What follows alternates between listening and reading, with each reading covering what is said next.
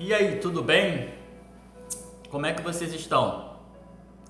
Bom, desejo que tudo te vai bem, que vocês tenham saúde, assim como o bem-estar tua alma. Permita-me compartilhar uma palavra ao teu coração, uma reflexão. Quem sabe você precisa comer desse pão, você precisa beber desta água. Diante de um texto eu quero refletir com vocês hoje. Nossa, como essa palavra falou forte hoje ao meu coração. Andar em obediência a Deus. Diante de um texto aqui em Isaías, no capítulo 30 de Isaías, no versículo 15 ao 21, de todo esse contexto, mas eu vou ler apenas um versículo que eu quero poder detalhar algo aqui com vocês. O versículo 21 do capítulo 30 de Isaías vai nos dizer: Este é o caminho a qual deve andar. Quer se voltem para a esquerda, quer para a direita. Uma outra tradução vai dizer, Isaías 30, 21. Em todo o texto, essa aqui é a parte B, mas todo o versículo. Os teus ouvidos ouvirão a palavra que está por detrás de ti, dizendo: Este é o caminho, andai nele, sem vos desviartes para a direita e nem para a esquerda. Se os teus ouvidos ouvirão uma voz por detrás de ti dizendo: Este é o caminho. Nossa, como esse texto falou forte. Andar em obediência. Não se desvie para a direita e nem para a esquerda. É bem verdade que quantos de nós, vamos entrar bem devagar, já ouvimos ou fazemos constantemente em meio a uma multidão, em meio a situações dizendo: vamos por este caminho. Normalmente, os pais aos filhos dizem: vai por este caminho. E a questão é que, por quê? Porque muitas das vezes, em meio a uma multidão, possivelmente, em meio a tanta coisas, né? Eis aí o grande perigo e também é a grande necessidade, porque muitas das vezes, né, os filhos em si ou amigos estão cansados e até mesmo estão se distraindo, se distraem com muita facilidade.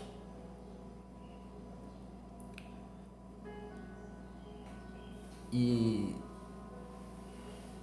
justamente por causa disso, a necessidade de nós ouvirmos uma voz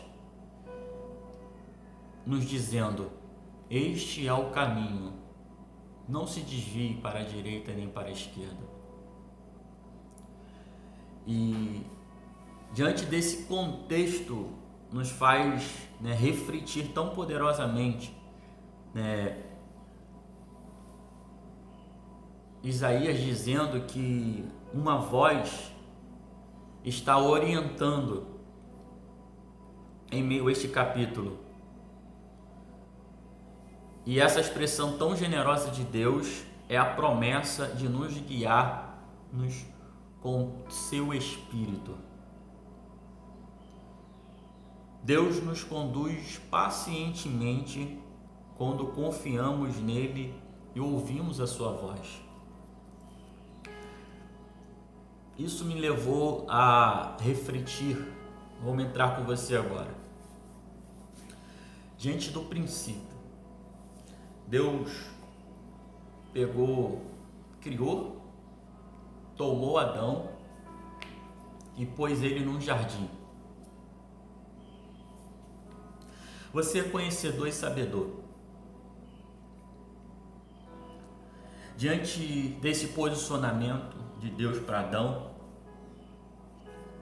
há uma ordem. Posicionamento que eu disse porque ele tinha que lavrar e guardar. Só que diante desse posicionamento de lavrar e guardar, há uma ordem. Ordem que dizendo: de toda árvore do jardim comerás livremente. Mas a árvore, entenda isso, da ciência do bem e do mal, dela não comerás. Entenda que dentro de um contexto Deus está livrando Adão de um conhecimento da ciência do bem e do mal, para preservar a pureza, a santidade do lugar. Só que de toda árvore comerás livremente. Então vai chegar a serpente, a mais astuta, e vai dizer com a mulher, com Eva, olha a conexão. Ele vai dizer: disse Deus. No capítulo 3, eu vou abrir aqui com vocês, eu anotei, mas faço questão que você esteja com a sua Bíblia aberta. Quero que você entenda isso aqui. Eu não vou me preocupar em quanto tempo vai levar esse vídeo. Olha que a serpente diz: e é assim que Deus disse: não comerás de toda a árvore do jardim. Olha a conversa. Olha como é que inicia-se uma conversa, trazendo uma contrariedade, mas na verdade é apenas o início de uma conversa para poder te impulsionar a não permanecer em uma verdade. E a mulher, ela vai responder dizendo, como disse o Senhor, de fato, e não como ele está afirmando que assim eu havia dito.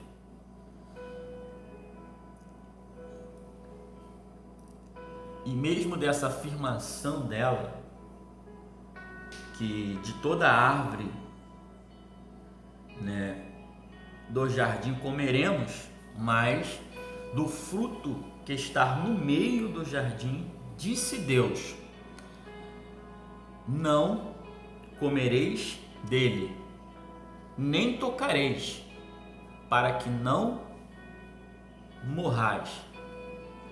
Não é o fato simplesmente somente de não comer, é de não tocar. Porque se você não deve comer, por que tocar? A questão é que nós sabemos que não podemos comer, mas queremos tocar. A questão é que nós sabemos que não podemos fazer, mas queremos tocar. A questão é que há uma ordem, há uma liberdade, mas dentro dessa liberdade há uma ordem, há um limite. E dentro dessa liberdade, dessa ordem, nós sabemos o limite, mas queremos tocar, sabendo que não podemos comer.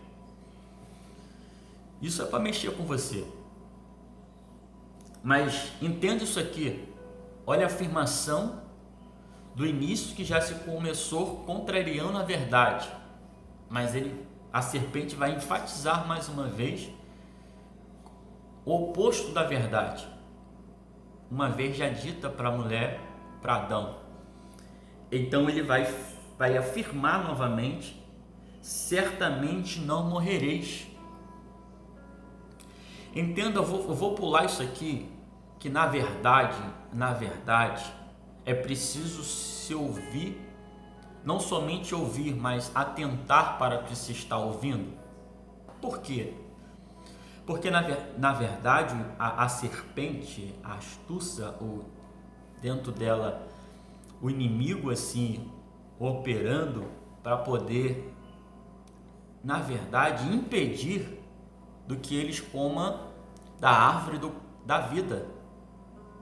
Antes que eles tocassem na árvore da vida, ela apenas está querendo induzir, a levá-los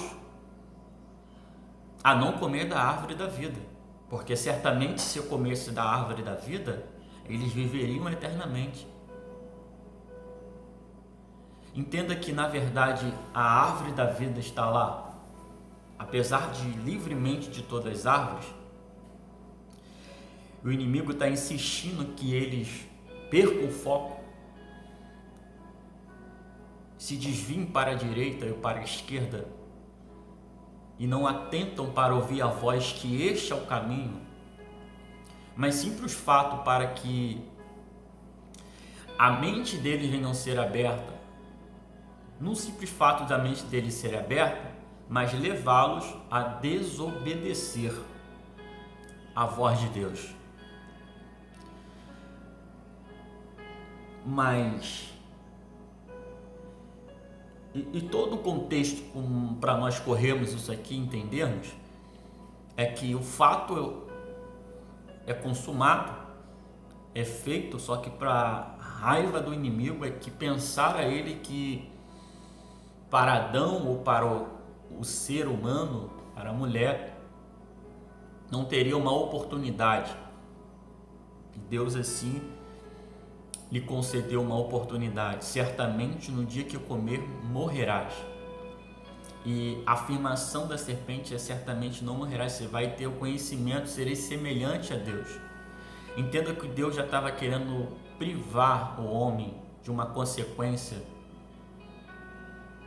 e que na verdade o inimigo está levando o homem à consequência. Isso aqui é muito profundo, isso aqui, para poder tentar explicar em poucas palavras. É que temos a liberdade, tem a árvore da vida, mas entenda que o inimigo quer sempre nos levar ao conhecimento de querermos o do mal ou do bem, mas que na verdade é para nós não focarmos tentarmos para a voz da obediência, da voz de Deus, em dizermos que temos uma vida eterna nele e que ele nos concedeu esse direito de termos uma vida eterna. E quantos nós queremos focar em coisas tão supérfluas, em falatórios, em falácias, que não leva a fundamentos ou aquilo de fato que Deus tem para nós. Cuidado com a astúcia que tenta contrariar a voz da verdade. Entenda que algumas acréscimos dentro da verdade, mas que é na verdade o intuito de opor-se à verdade. Eu estou falando bem devagar, mas não vai dar para me detalhar isso aqui não.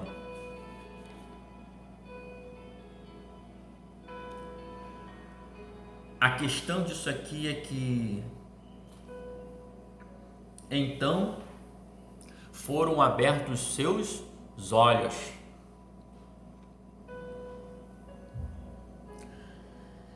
E dentro desse conhecimento, eles perceberam o estado que se encontravam, nus, tiveram vergonha, sendo que a questão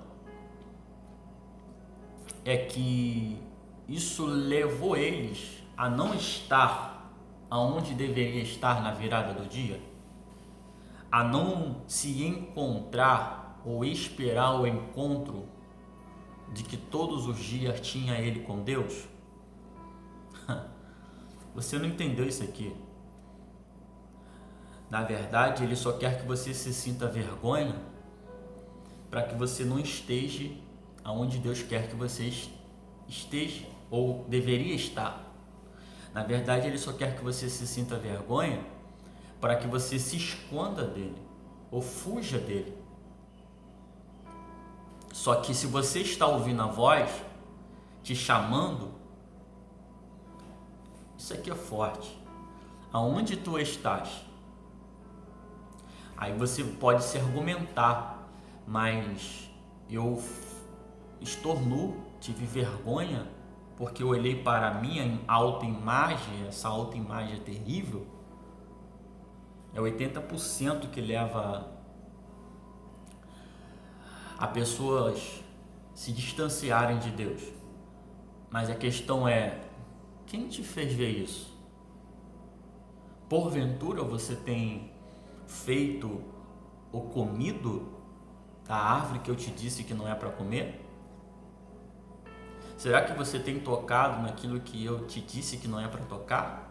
E é por isso que isso tem te levado a se esconder ou não estar na virada do dia diante dele para recebê-lo? Eu vou pular isso aqui. Porque eu quero entrar em Abraão.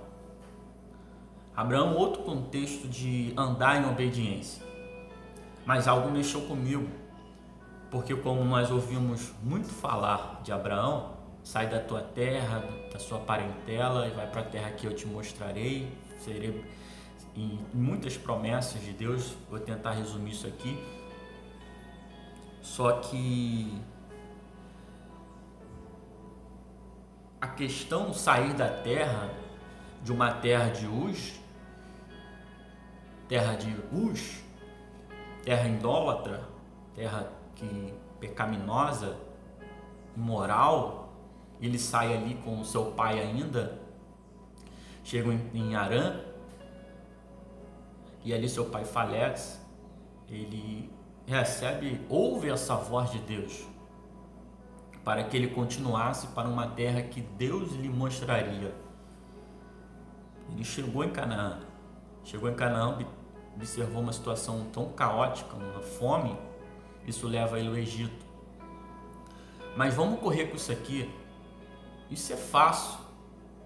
Sair de um lugar que você já não se sente bem, sair de um lugar que você analisa, observa que isso não trouxe crescimento, não trouxe melhora, não trouxe mudança, isso não te acrescentou em nada, não é tão difícil sair. A questão é ouvir a voz de Deus e lhe dar aquilo que você mais ama. Entenda que tem um processo. Aí toda a história você conhece no capítulo 22, que ele ouve no capítulo 21. Se você puder abrir a sua Bíblia, no versículo 12, não te pareça mal aos seus olhos o que acerca daquilo que Sara está te dizendo. Ouve a sua voz, porque Isaac será chamada a tua semente. Vamos correr com isso aqui. Só que no capítulo 22, Deus vai fazer um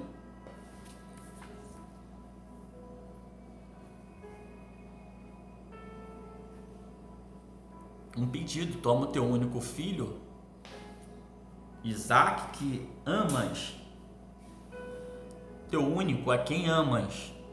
E não é porque era o único dele, é porque na verdade ele já tinha despedido Ismael com Agar pelo deserto, e Agar habitou lá com Ismael no deserto. Então aquele a quem ele ama, e vai à terra de Moriá, e lá te mostrarei um lugar, um monte que deve tu sacrificá-lo. Só que a questão, quando ele ouve isso aqui, ele está disposto a obedecer, como também obedeceu de sair da terra, porque a questão é, andar em obediência não é o fato de obedecer uma vez e depois não querer andar mais. Essa é a questão, é de obedecer e permanecer e andar nessa obediência. Então ele caminha por 3 dias, imagine esses 3 dias como foi. Mas entenda todo o contexto para mim encerrar isso aqui, pular para uma outra etapa, é que a Bíblia vai dizer dentro de Hebreus capítulo 11, que vai contextualizar isso, que Abraão, ele creu ao ponto de saber que Deus era poderoso para até ressuscitar Isaac dos mortos. Mas entenda que ele está levando a lenha, o cutelo, e Isaac vai se questionar. Eu sei o que é fazer sacrifício, eu tenho visto isto, o que é levantar altar. Aonde está o cordeiro? E ele disse: Deus proverá para si o cordeiro para o holocausto. Então, quando chega lá, ele avista o lugar de longe, deixa os moços ali e fala assim: nós iremos e tornaremos, vamos adorar, mas nós tornaremos. Olha a credibilidade em suas palavras. Mas eu vou lançar algo aqui. Muitas das vezes não é o quanto você crê, mas o quanto você age dentro daquilo que você está crendo.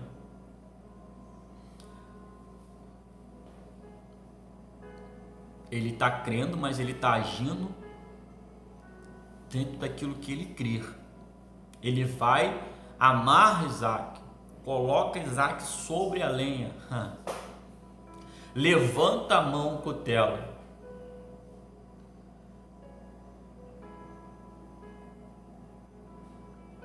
para imolar. Só que a questão é ouvir a voz. Ele ouve o anjo, a voz do anjo do Senhor que bradou dos céus, dizendo: e ele, eis-me aqui, e vai dizer: não lhe faças nada. Você precisa ouvir a voz. Entenda que isso tudo Deus está dizendo: porquanto agora sei que temes a Deus, porque não negaste o teu filho, o teu único. Não negue. Apresenta no altar. Quando você apresenta no altar, confia que Deus proverá. Diante de todo o contexto, trazendo para os dias de hoje, sabemos que o Cordeiro, Jesus Cristo, Deus já proveu o Cordeiro. Só que nós precisamos ouvir a voz. Já basta. Deus, ele quer que você seja obediente. Quer que você vá ao lugar que ele te orientou. Entenda que todo o contexto, o simples fato é você ouvir a voz e ir de acordo com a direção da voz. A terra de Moriá, há 3 dias de caminho, e ir lá a um lugar que Deus vai te orientar quando você chegar lá. Porque não adianta Deus falar o lugar se você ainda não chegou na terra que ele já te ordenou que você vai. Então ele vai te orientar a terra, quando você chegar na terra ele vai dizer o lugar. Porque a gente quer a terra, quer o lugar, mas não está nem disposto a ir à terra, quanto mais saber o lugar.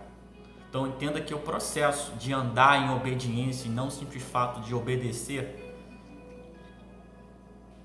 andar em obediência é você perseverar naquilo do que a voz está lhe dizendo. E lá estava o cordeiro amarrado no mato. Por quê? Porque foi o lugar. que Deus lhe orientou. Então, o simples fato de tudo isso é saber você estar debaixo de uma obediência no lugar que Deus falou. Porque muitas das vezes queremos obedecer, mas não queremos obedecer de fato no lugar que Deus falou. E eis uma grande questão. Aí como que nós queremos dizermos que Deus proverá? Mas você está na terra, você está no lugar. Obedecer, você contesta, você conhece o texto. Eu pulei muita coisa aqui em meio a todo esse contexto aqui. Vamos entrar agora na história de Saul, que é onde nós ouvimos dizer muito, contexto, obedecer é melhor do que sacrificar, quando Samuel vai falar com ele. Mas se você analisar a história,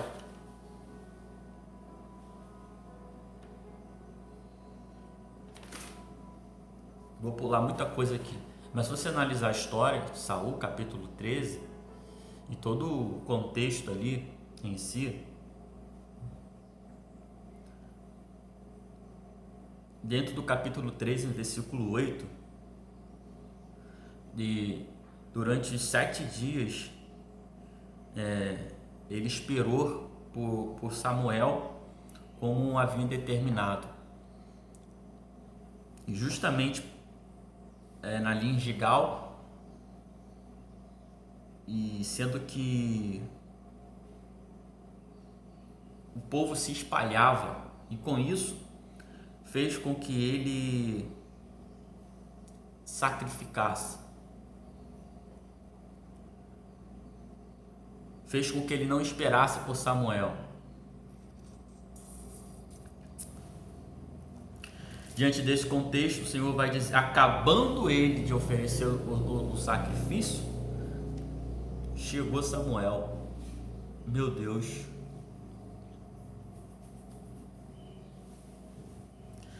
E todo esse contexto, eis a questão. Ali ia ser confirmada que não é por fato de você ser rei. Mesmo sendo rei, você tem que obedecer.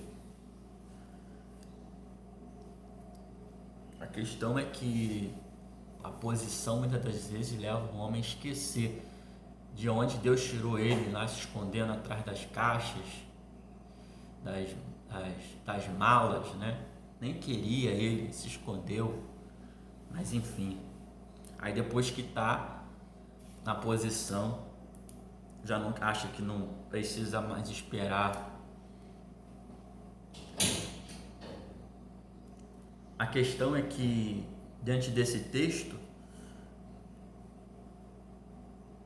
e Samuel vai dizer, agiste neciamente e não guardaste o mandamento do Senhor, no versículo 13, capítulo 13. E não subsistirá o teu reino, e já tem buscado o Senhor para si um homem segundo o seu coração. Vamos correr com isso, vamos chegar no capítulo 15, porque olha o texto. Então disse Samuel a Saul, enviou-me o Senhor a ungir rei sobre Israel, e ouve, pois, agora a voz do Senhor. Ouve agora, então. Por mais que você tenha errado, ouve agora a voz do Senhor. E diante dessa guerra, em todo esse contexto, e no versículo 10, agora do capítulo 15, veio a palavra do Senhor a Samuel dizendo, arrependo-me de ter posto Saul como rei. Esse arrependimento está entristecido. Dentro de Gênesis 6 lá também, Deus se entristeceu.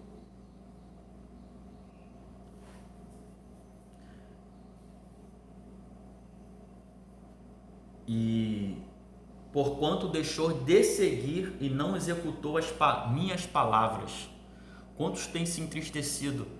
Quantos de nós temos entristecido a Deus por deixarmos de seguirmos a sua palavra? Só que Deus já está falando com Samuel.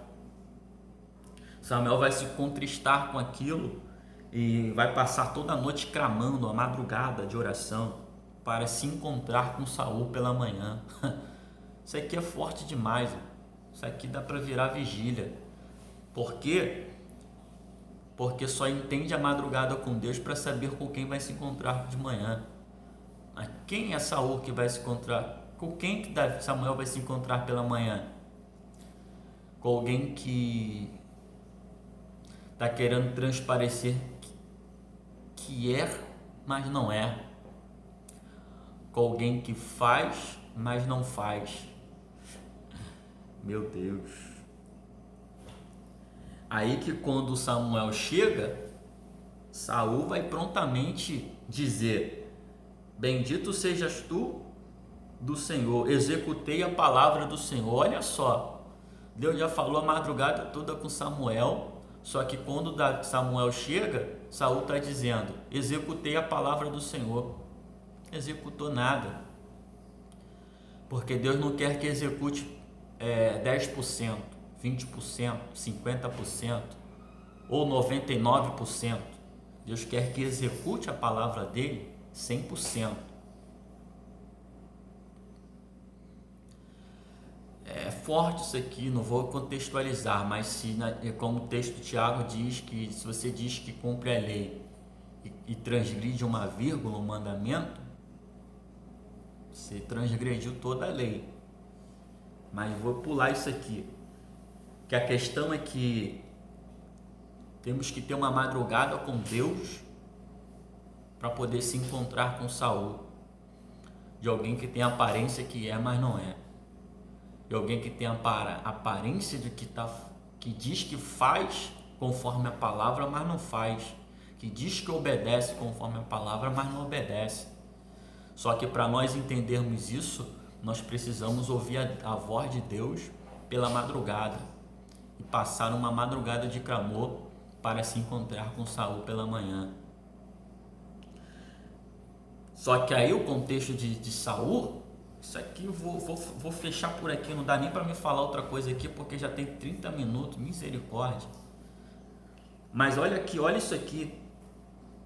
Aí ele acha que pegando o melhor, aí olha só, vamos devagar, no versículo 14, que balido de ovelhas é este, e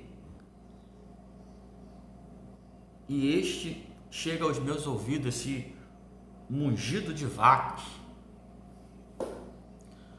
Meu Deus do céu, olha o barulho, balido das ovelhas.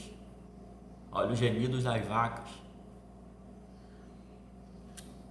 Aí Saul vai dizer que o povo que lhe perdoou o melhor das ovelhas e das vacas para oferecer ao Senhor. O resto, porém, temos destruído totalmente. Não tem destruído totalmente. Ele está querendo enfatizar que destruiu totalmente e preservou o melhor para dar a Deus ainda. O povo que fez, está tirando até o dele. Mas vamos correr com isso aqui. Versículo 19: porque, pois, não deste ouvido à voz do Senhor, e fizeste o que era mal aos olhos do Senhor. Antes deu ouvido, e disse Saul a Samuel: antes deu ouvido a voz do Senhor no caminho para o qual o Senhor me enviou, e trouxe. Ele vai enfatizar ainda que trouxe agora dando ouvido à voz do Senhor, mas o povo tomou o despojo das ovelhas de vacas, colocando nele a culpa sobre o povo. Aí é onde vai chegar o versículo 22, como nós dizemos constantemente, Samuel 15. Tem porventura do Senhor tanto prazer em holocausto e sacrifício, como em obedecer a palavra do Senhor? Melhor, eis que obedecer é melhor do que o sacrificar. Atender melhor do que a gordura de carneiros. Obedecer é melhor, atender é melhor. E isso aqui nos leva a vários textos aqui, em Miqueias 6, 6 e 8, em vários textos aqui. Tem nem tempo para isso. Só que a questão disso tudo, que quando Samuel tenta virar as costas para Saul, Saul é terrível. Saul vai pegar ele pelas vestes e vai rasgar as vestes dele no meio. Aí ele Saul, assim também será rasgado o teu reino. E já tem dado ao teu próximo melhor do que tu. Só que Saul não está nem mais preocupado que Deus tenha rejeitado o reino. Saul está preocupado de ser honrado ainda diante do rei, do povo. Porque aí ele vai diz então, pequei, eu pequei, mas eu quero que você me honre, porém agora diante dos anciões. Ele quer insistir de continuar sendo honrado diante dos anciões, mesmo sabendo que o Senhor já o rejeitou. Eis a questão. Muita gente que ainda quer permanecer no trono, quer ser honrado diante da multidão, mesmo sabendo que o Senhor já o rejeitou. Então Samuel tornou atrás de Saul e Saul adorou o Senhor, porque a presença de Samuel representava ali o profeta, de que diante do povo isso transparecia que as coisas estavam muito bem. Eis a questão de muito Saul. Acho que não dá nem para... Eu queria entrar na história de Jonas. Jonas é uma outra história de obediência. Eu queria entrar na história de Paulo. Eu vou resumir isso aqui agora. Vou nem abrir mais nada. Em Jonas, ele manda ele ir para Nínive, uma grande cidade de Nínive, e ele tenta, achando ele, fugir-se diante da face do Senhor. Pega isso aqui, fugir diante, você pode até fugir do chamado, fugir do local geográfico, ir para um outro local, mas fugir diante da face do Senhor você não foge. Só que ele desce a Jope, e Jope ele paga a passagem. Tem gente que paga a passagem para entrar no barco, sabendo que aquele barco vai oposto daquilo que Deus falou com ele. Tem gente que está pagando passagem para entrar num barco que vai para Tarso. Isso aqui é terrível, mas deixa ele, porque mesmo ele dentro do barco, ou até mesmo dentro do porão, alguém vai achar ele lá. Aí levanta-se um grande mar, todo mundo está desesperado, só que é fácil distinguir quem não está nem preocupado, está em desobediência. Aí vai dizer o texto que Jonas está dormindo. Aí vai, e aí, dormente, o que tu fazes aqui? Aí eles entendem tudo aquilo. E eles vão perguntar, por que tudo isso lhe sobreveio? Ele vai dizer, a culpa é minha. Jonas sabe que a culpa é dele. E como é que nós vamos cessar tudo isso? E me joga no mar. No Jonas não se jogou, lançaram ele no mar. Eu lendo isso aqui fiquei maravilhado. Porque muitos de nós estão com aquelas pessoas no barco, despedindo de fazenda, tentando amenizar, tentando arrumar meios, jeitinhos. Só que enquanto não despedirmos Jonas, porque aprove a Deus, vai dizer o povo, aprove o Senhor, Deus tem misericórdia, mas aprove o Senhor. Vamos lançar Jonas, porque eles avistaram até uma terra, tentaram chegar na terra, só que a situação piorava. Aí eles entendem, então vamos jogar Jonas. Lançam Jonas no mar. Só que Jonas se depara com um grande peixe. E diante daquela situação ele passa a orar ao Senhor. Sendo que quando ele está orando, ele está recordando, ele está lembrando. E aonde é que o peixe, o grande peixe, vai colocar Jonas? Em Nínive.